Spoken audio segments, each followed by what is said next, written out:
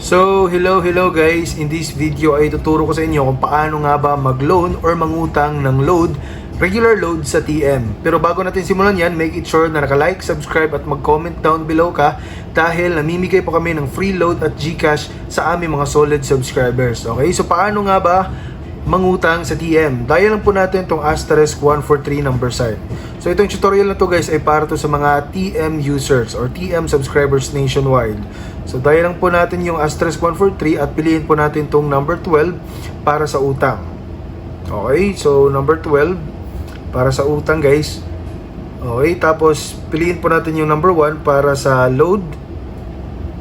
So press 1 po tayo. Makikita nga po natin dito guys, meron pong utang P2 load 20. So pag pinili po natin yung 20, so press 1 po tayo guys. So makikita nga natin dito guys na pwede tayong mangutang sa TM ng 20 pesos load.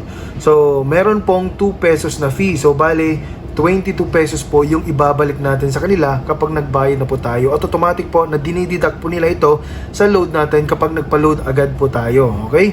So kapag okay ka dito, so press 1 ka lang dito para mag-okay ka. Okay? So, ganun lamang siya kadali guys kung paano nga ba mangutang dito sa TM.